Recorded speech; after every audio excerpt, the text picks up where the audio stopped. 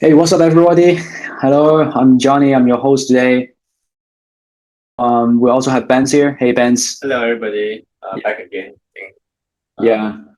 welcome Yeah. to yeah, welcome to Hobby Weekly Market Chat, and we're from Hobby Research. And today, me and Ben's are going to talk about the Fed's rumored soft pivot, and we're also going to cover some insights into the recent crypto pump and also the equity market also pumped as well, and we are going to look into the reasons, and probably we'll give some personal opinion, not financial advice.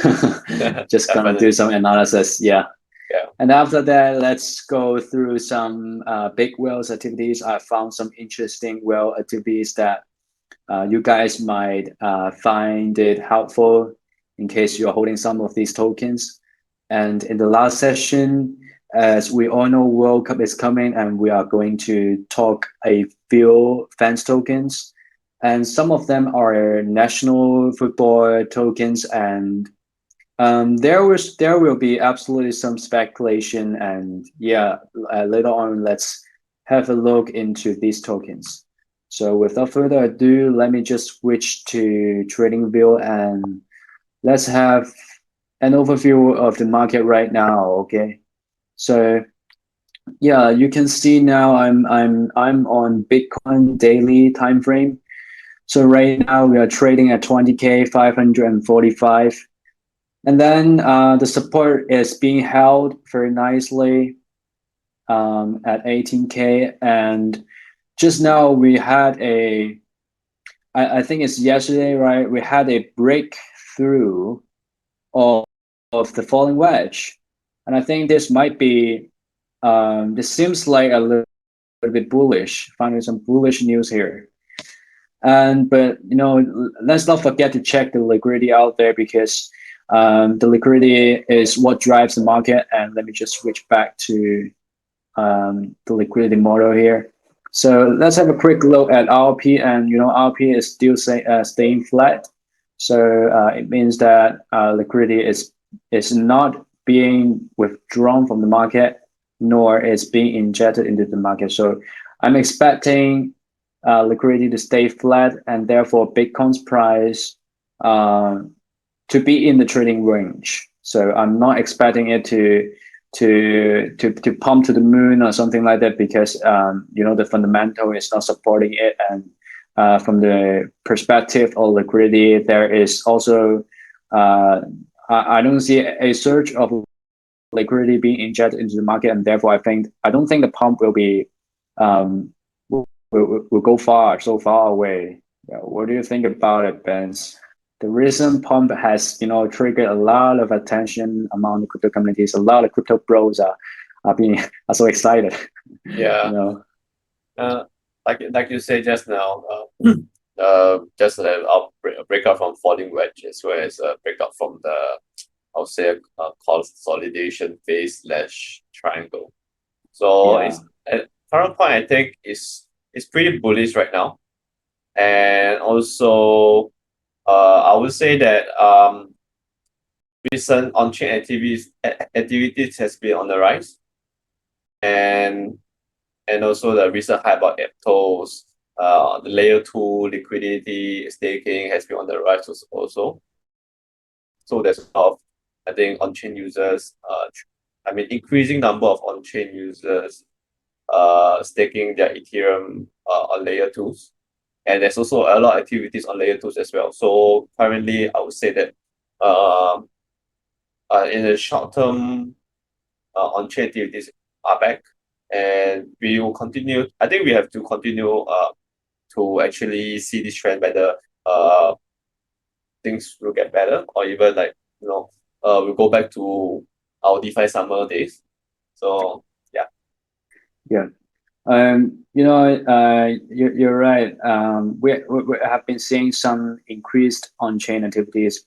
Maybe the Aptos are bringing back some crypto members back into trading activities, and but from technical perspective, we're seeing a little bit of resistance around 21K, and this is a key level for us to watch out, in my opinion, because from the previous downfall, we also retraced back to the 0.618 Fibonacci ratio, and it's also a key resistance level which played an important level here.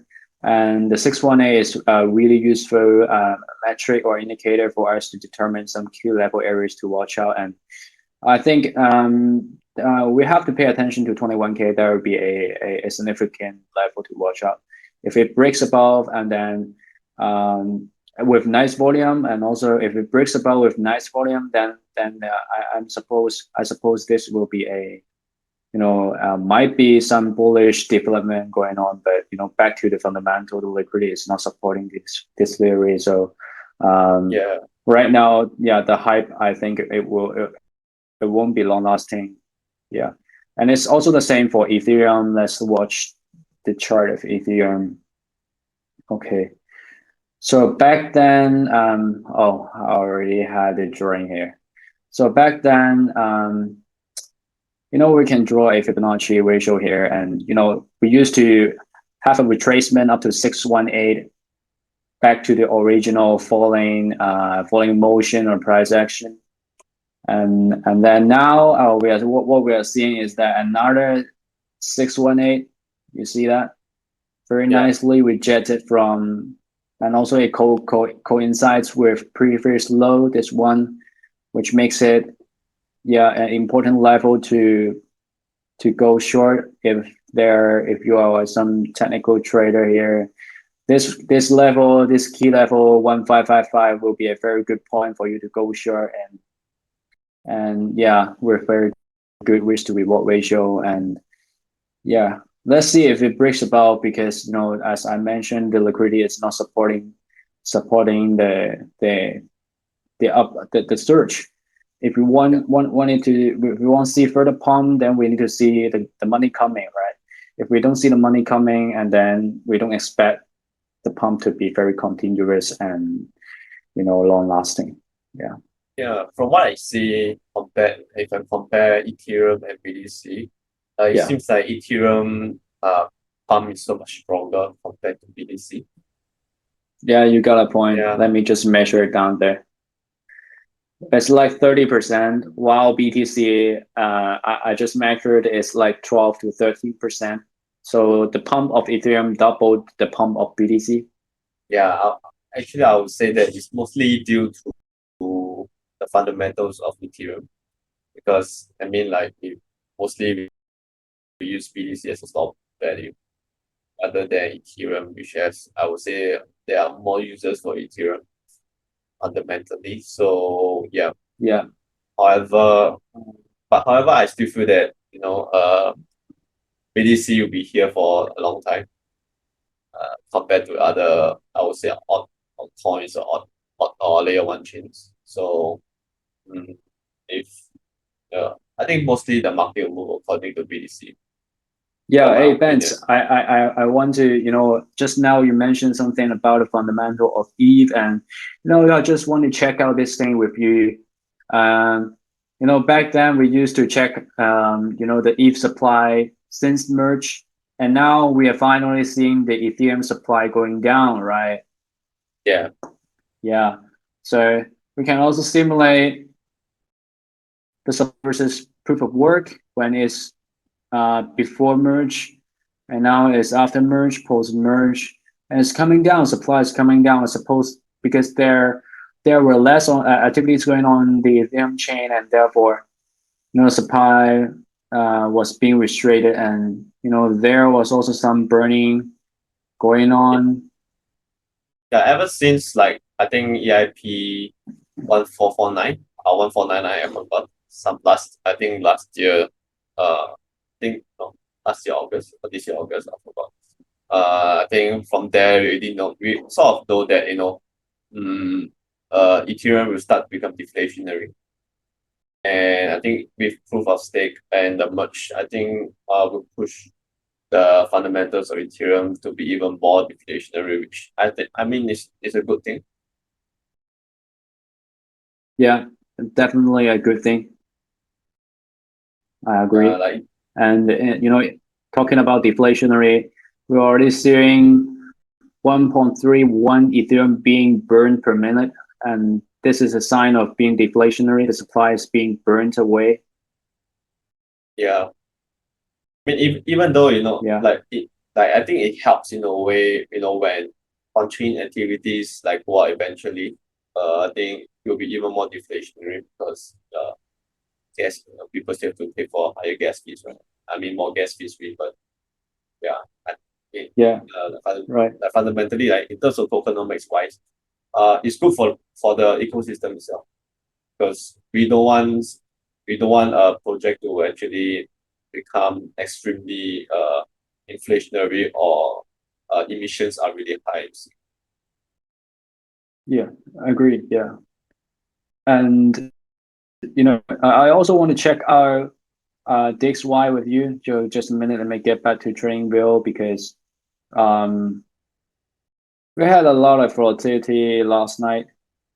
Let me just get back to DXY and um wait a minute. Yeah, it's a little bit lag here, but I think it'll do fine soon. So give me 1 second. Okay, right.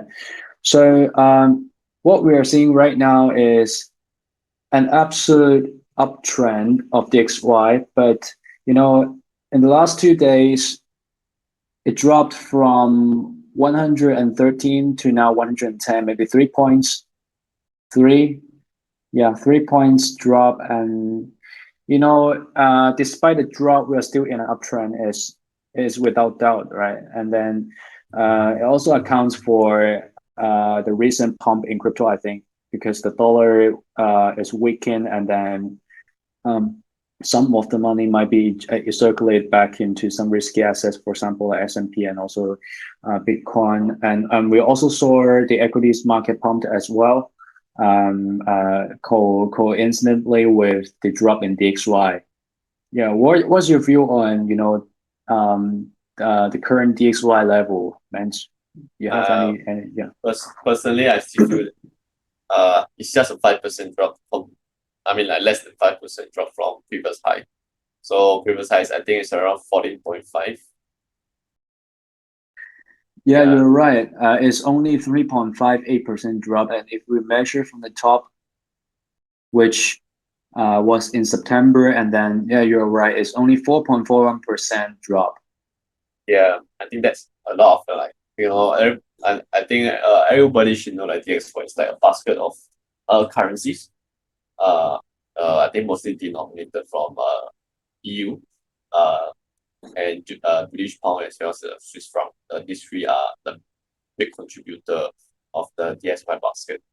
So recently we have a lot of news like these central banks are becoming more hawkish compared to the US, which last week we heard about. There's a soft pivot from the Feds.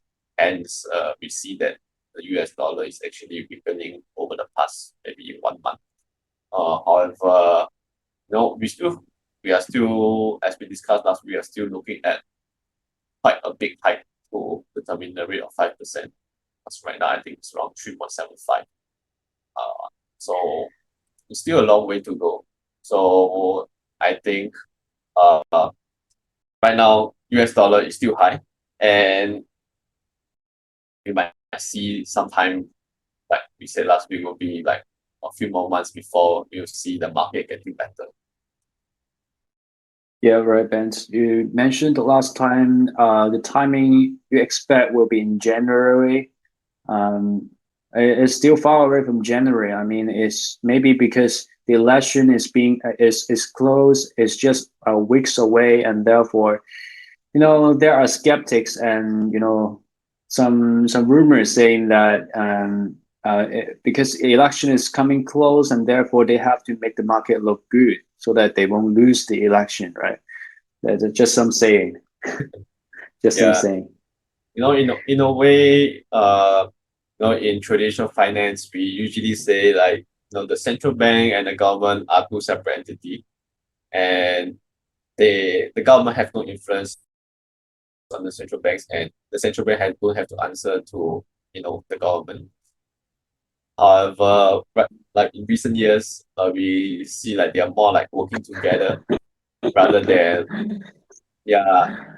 So in a way, I'm not sure myself as well. However, I would say that the Fed still have to do its job. The government still have to do their job too. However, Yeah. in a way, the central bank has an indirect influence on the US economy, and it's up to the government to actually, do their part in introducing fiscal policy to promote growth within the country. Yeah. Just now you said that our in modern days we tend to see the government working with central banks, and I just saw a meme on Twitter which is super funny. The meme talks about two guys talking to each other saying, hey, what do you think? Who will win the election in November? And do you think Joe Biden will win? And then the other guy said, the Federal Reserve will win the election. Yeah, I think it's really true right now because I mean everybody is very concerned and very worried about inflation. And the only answer to the inflation is the central bank. And even like Biden comes out to say, oh, I want to remove all the trade tariffs with China to actually lower the cost of goods and services. Uh, it only helps a little for the economy. I mean, most of them, because in a way, if, it's a chicken egg thing. If I remove the tariffs, prices go down, but it doesn't promote growth in my local economy because local jobs get lost due to cheaper goods, and no factories don't need to produce as much. I mean, factories in the US don't produce as much goods and services. Hence, it's it's, I think, a double-edged sword. You know what I mean? Yeah. Yeah, I got it. Yeah. Um, talking about central banks, I think it will be helpful if we can explain some terms and also concepts to our audience. For example, we are seeing that the Fed is talking about a soft pivot, and then we all know that there is a probability that it will decrease the pace of rate hikes, and central banks also play an important role in the interest rate because they have the last time I mentioned the two interest rate affect central banks, the interest rate and the interest rate that affects our borrowing, also lending activities. The two are the RP award rate and also the interest rate on reserve balance, these two interest rates. And yeah, and we also tend to see some relationship between interest rate. I mean, this rate hikes interest rate, and also with 10-year Treasury yields. And it's an interesting topic, and some of our audience, I think they are new to this. And banks, would you like to just give us an overview of how does it actually work? Why do we have to refer to the 10-year Treasury yields? Because a lot of traders are talking about the 10-year Treasury yields when they trade equity markets and also gold. And just maybe you can talk us through about it. I think in terms of like I think we have to go back to basics, like why users or why people invest in short-term notes and long-term treasuries. They short-term treasuries in a way is sort of like a reflection of what's the current interest rate environment and what they feel that they should be compensated in terms of interest rates. For example, if I look at 1 year right now, I will look at around 4% because that's what I should be compensated, because I feel that within 1 year, I do feel that the economy is good. I feel that and I don't feel that I'm not comfortable with the current US economy, and I feel that I should be compensated of an interest rate of 4% if within the next 1 year. However, if I want to buy a long-term treasury bill, for example.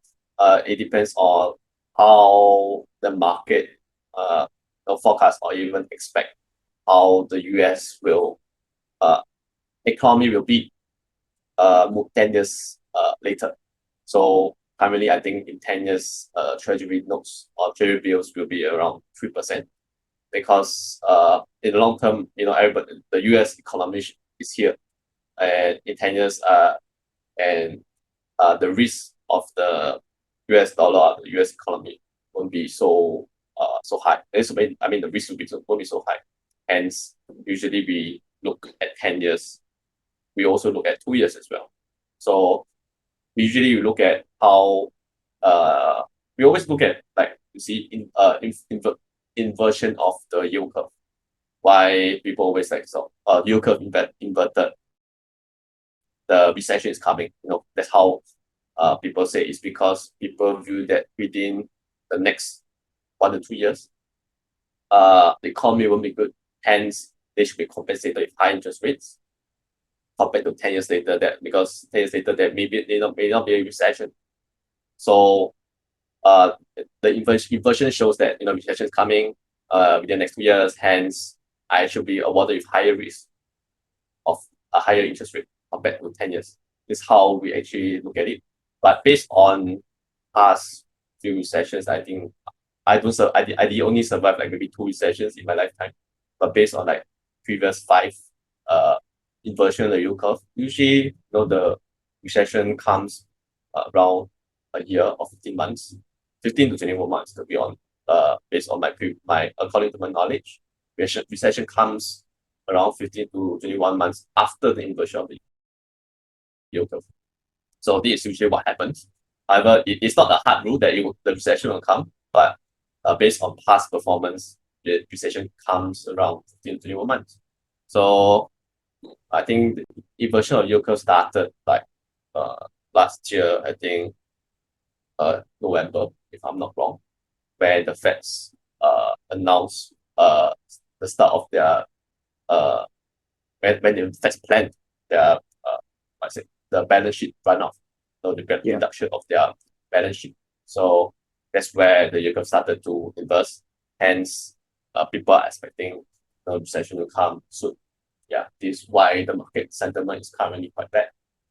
Yeah. Yeah. And I also read an article, JP Morgan just said that, 100% that recession is coming in 2023. And, uh, um, the White House just modified the definition of recession, and there is a lot of confusion out there. So it's actually getting more interesting because the White House definition of recession is different than the financial sector's definition of recession.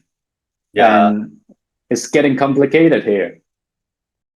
Like in financial terms of recession is like 3 consecutive I would say 3 consecutive quarters of negative GDP. Yeah, this is the term of I would say recession, which it already happened. However, I mean, like in terms of like politics wise, a lot of policymakers or governments tend to not want to admit to this fact, this financial fact, maybe because unemployment is really good. I mean, unemployment rate is really low right now. Everybody has a job, everybody are spending. Why you call that a recession? I mean, like, yes, financially it happened, but like in reality, it had not happened.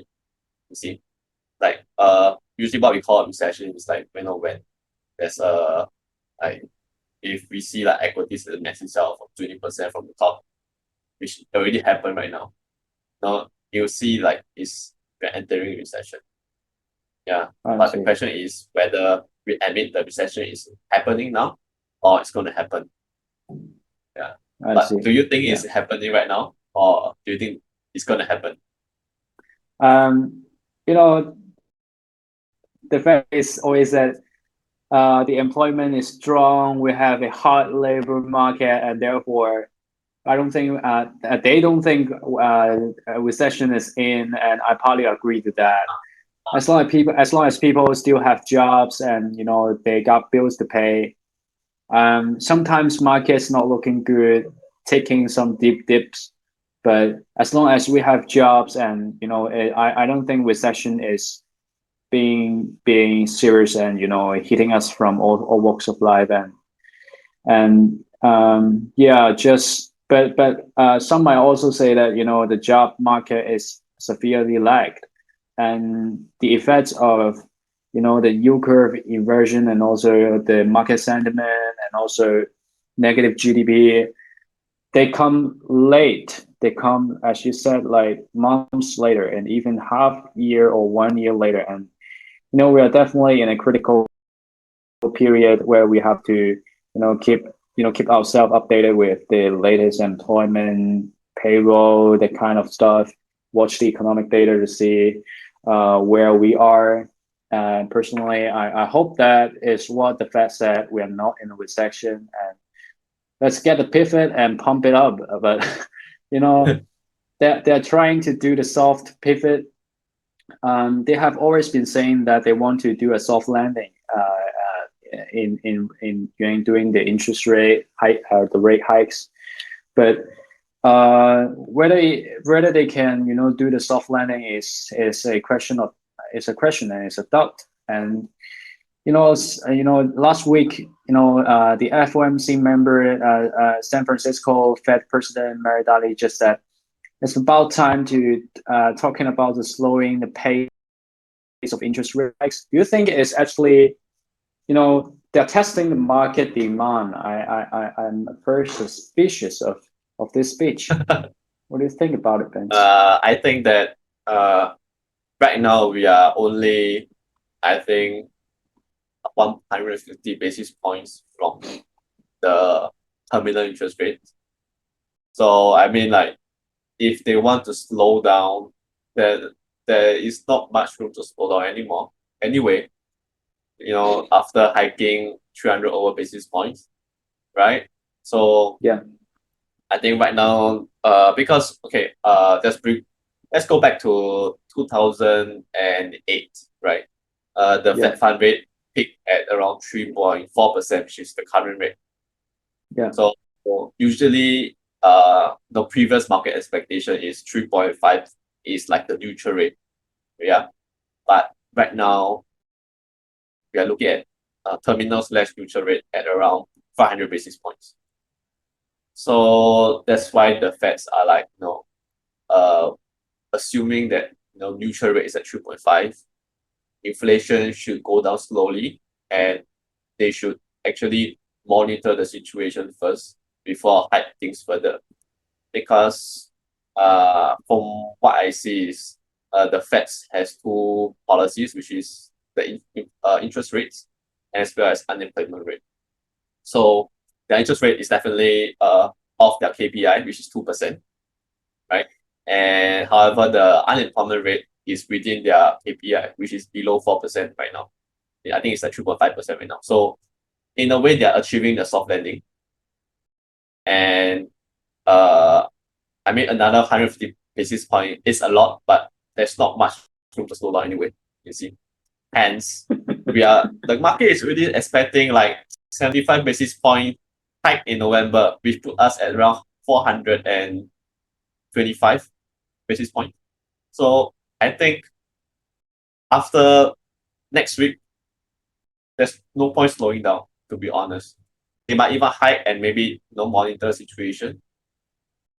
Okay, so Yeah. they just created some room for the bear market rally, which took us, roughly around 10% gain all across different sectors. And then when it comes to the FOMC meeting in November, suddenly they hit us with another 75, or even maybe would they do 100? Do you think they would do 100? I think the 100, I don't think it's gonna happen. Okay, But so 75, yeah. yeah, but I think Bank of England is actually thinking of a 100 basis point hike. hence the DXY is actually going down today because I think someone floated 100 basis point over. So yeah, I think this is one of the reasons why the DXY is going down. I see. Yeah. The calculation of the XR also, takes into consideration the strength of British pound and also euro, right? Yeah, Euro Euro, weighs correct. like 50% of the XY, and yeah, we also have they also have the um ECB tomorrow, right? And that's some Yes. important data, economic data we need to watch out because if ECB is being aggressive, just as what the Bank of England did today, right? And then we're expecting DXY to dip even further. Am I right? Yeah, we might expect DXY to be further because you see the US is like more dovish right now compared to like last week or a few months back. Yeah, And ECB and Bank of England are actually more hawkish than the US. yeah, Hence, DXY is actually weakening. But yeah. to be honest, from my own opinion, is the Bank of England and the EU, they don't have much ammunition to up their rates. See, Yeah. the Ukraine war is still ongoing, and you know, uh, after decades of I would say decades after years of zero interest rates to stimulate the economy, right? And if they were to increase interest rate right now, it doesn't help the economy at all because they lower the economy, so they lower the cost of borrowing to stimulate the economy, right? But it doesn't work. So if they increase the interest rate, they might potentially fall into recession. You know, hence, uh, I don't think they have like enough ammunition to actually to fight with the US. Okay. So you think that European central banks might be a little bit less hawkish than the Bank of England, right? Yeah, the euro is less hawkish because I think last week, right, the England CPI data came out is like 10.1%. Is super high, extremely high. That's why they are planning 100 basis point hike to actually curb the inflation rate. Yeah. I see. Okay. Uh, you know, I also want to, mention something. Um, what we are facing right now, the supply chain problem, causing the interest rate, causing the inflation, and it's from the supply side problem, right? And what they're doing, the central banks are doing, the Fed, the governments are doing, they raise interest rate. They're trying to tackle it from the demand side, and that's actually a little bit contradictory, right? Mm, okay. So I think if I raise my interest rate means the strength of my currency stronger, right? So Yeah, if US raise interest rates, US dollar is stronger. So in a way, it helps US imports because I can buy more goods with lesser US dollar. I And it's see. cheaper for my consumers, right? Yeah, I Because see. yeah, and uh to actually lower the cost, to be honest. Yeah. However, from the opposite side of the trade, which is like maybe undeveloped countries or developing nations, right? It in a way it sort of negatively impact them because if you look at developing countries, most of their sovereign debt is in US dollar. So if US debt increases in interest rate, they have to pay more US dollar to actually uh pay the interest, right? Yeah. I see. So They're getting robbed. hence, yeah. So I think it's not a fair trade. It only helps the US economy. It helps the US government, to be honest. Yeah. I see. Yeah. So some people are saying that the Fed is weaponizing the US dollar Yeah. against other countries. You know, Yeah. yeah. This is I one of the reasons why I would say I'm not talking about politics, but I'm talking Yeah. in terms of like trade. It is one of the reasons why the China is actually loaning a lot of money to developing countries, because in a way I would say that it's one of the solution to US dollar debt, because it helps uh like uh I would say the world to be not so dependent on the US dollar. I see. Yeah. So, yeah, a kind reminder for our audience. Tomorrow is the ECB. They're releasing the rate hikes and also some economic data, so we should stay updated to that. And also, in the US, we also have the GDP data released. I think it's month to month, right? And then we also have Apple and Amazon earnings tomorrow. Bank of Japan on Friday, and PC inflation US on Friday. There'll be some important data for us to just watch out.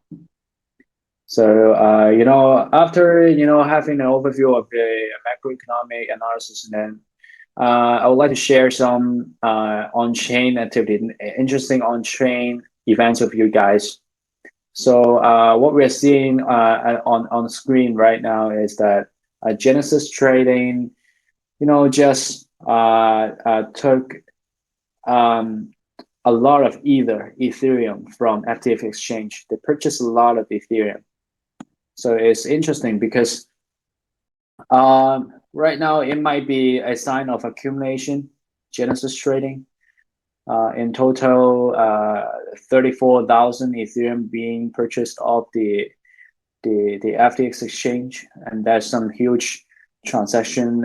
We can just watch out. And also Axis Infinity. The investors of Axis Infinity's access, they are ready to unlock their invested tokens, and they are going to get the tokens in the wallets. And what they're going to do with the tokens, I think they're going to dump it on the market. And therefore, if you're holding Axis Infinity, and you have to pay attention to these stakeholders, tokens being unlocked, what comes next? Usually supply, and also supply means selling pressure. And I'm expecting the price of Axis Infinity to, probably will face some selling pressure. I would say a little bit hard for it to search. Yeah, that's my opinion.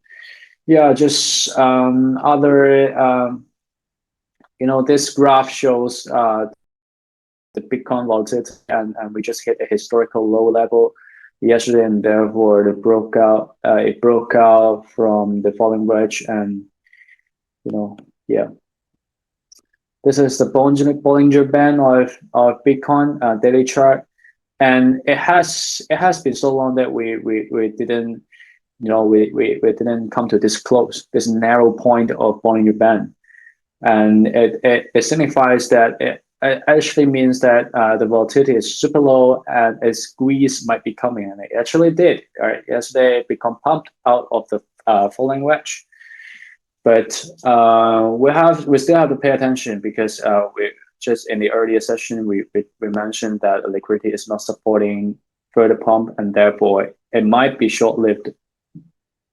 So lastly, I want to spend some time going through some fans tokens with you guys, because we know that wait a minute, we know that yeah, World Cup is coming, and these fans tokens are actually performing very well. Are you a football fan, Vince?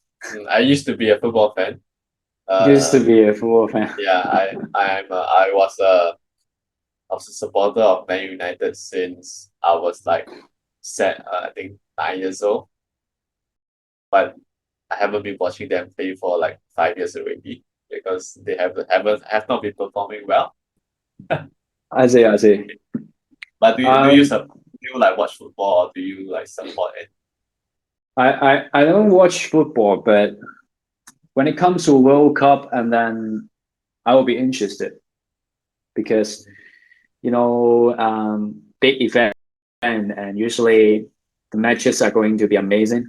And just because World Cup is so famous and also popular, the matches are so amazing, and I assume that there would be a lot of speculation, a lot of gambling activities going on Definitely.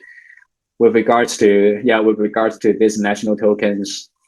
For example, uh, the this one Portugal national team fan token, and this one would be a very hit, right? And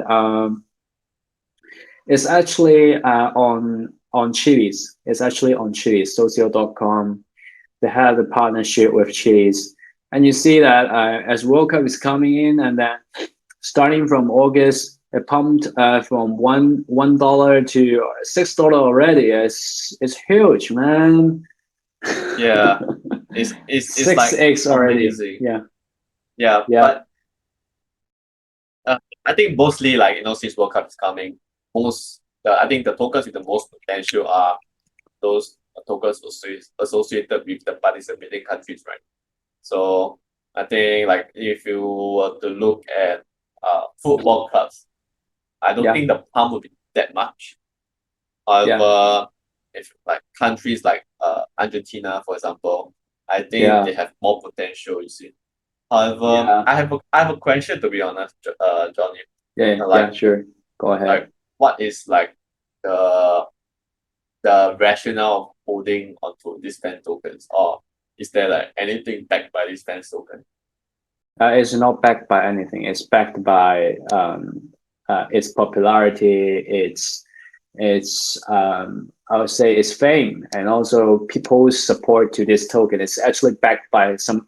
I would say it's very emotional, or uh, it's more like it's actually a kind of fan token, right? So what fan token is actually a connection between a fan and and and fans idol. Mhm. It's actually a connection. It's a means of support. It's a means of passion, love, and also excitement, that kind of stuff. But when it comes to World Cup, what I can think is just gambling and speculation. To be honest, Yeah, yeah, I'm very honest with you. yeah, Uh, but I want to see like since World Cup is coming, right? yeah. I want to see, like NFTs for this like World Cup, like Oh moments yeah, or yeah, NFT. I think that would be really interesting. yeah. And not this one, not national token. Let me just check out if they have some NFT. But I remember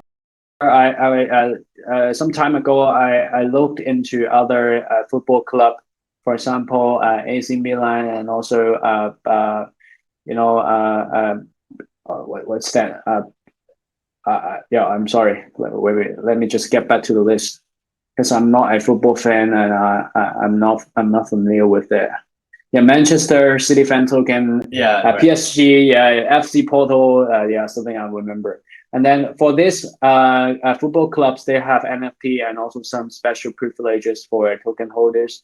Token holders can use their tokens to exchange some special NFTs, or even they can vote. Vote for what? Vote for maybe the opening ceremony soundtrack.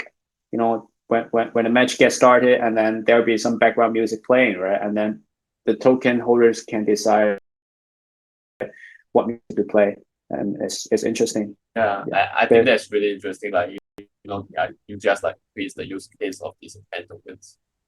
Yeah, yeah, yeah. Fans will be very excited to see that they can actually take part in the community, and yeah. yeah, I would think that the especially football clubs with like larger fan base like Barcelona, yeah, Real Madrid, yeah, or Manchester City. I mean, yeah. like creating a fan tokens with NFT will actually increase the whole ecosystem or the users of these fan tokens. Yeah, of course. Yeah. They also bring in even more new users, right? Some people who are football fans, but they don't know about crypto. And this thing absolutely, acts as a door for them to, just join the crypto Yeah. world. Like come Yeah. into the ecosystem, try out, participate in airdrops. I think it helps the whole, crypto space tremendously. Yeah. Wait, but just just look at this chart, man. From 60 cents, right? 60 cents, 49 cents, 50 cents to wow, $7 in like 5 months. In 5 months time, a lot of speculation going on. So I'm expecting it. It's just getting consolidated here, and I'm expecting some pump going on when World Cup is getting closer, and I'm definitely going to play some bets here. Let's see which national team will have a chance to enter the final. Yes. And that national team token will be, how I'll say, the moon. Yeah, final is the moon. Yeah. Something to pump Yes. in World Cup, and that's definitely what we have to watch out. Yeah. Yeah. So in terms like for this World Cup, there are actually two ways to actually get involved on chain. It's like buy the fans token. Another one is like, I think there's like on chain gambling as well. Yeah. Yeah, you can actually bid for the football team that you want to win. Yeah, I think that's interesting also. That's interesting. Yeah. And yeah. So I think we have shared all of the things that we want to share with you guys today, and let's go on to the last session, Candy Drop. Long awaited. So make sure you're on Huobi app and you trade to earn crystals and spend some crystals to join the Candy Drop event. I hope that you'll win the Candy Drop. The Candy Drop tokens will be randomly distributed to registered participants, and they will be delivered within 12 hours. 5 lucky stars will be awarded with a special airdrop worth of 100 USDT. So make sure you check your SMS notification. You might be the lucky star. And yeah, as always, thank you for listening. Hey, last thing, remember to check out the Huobi research page, research.huobi.com. We'll have a weekly report just published on Monday, and make sure you have a check. Yeah, just stay updated to market. Yeah, I think it's very important to actually read up on the crypto reports as well, because you get to know like what are the happenings and what is like what you are putting your money in, which I think is the best financial advice we can give you. Yeah, definitely. Yeah. Hey, thank you, Ben. Thank you for having the chat with me today, and thanks for sharing the macro analysis. And yeah, that's it. Thank you, Johnny. Thank you, everyone. Yeah, I'll see you next time. See you guys. Bye. Bye bye.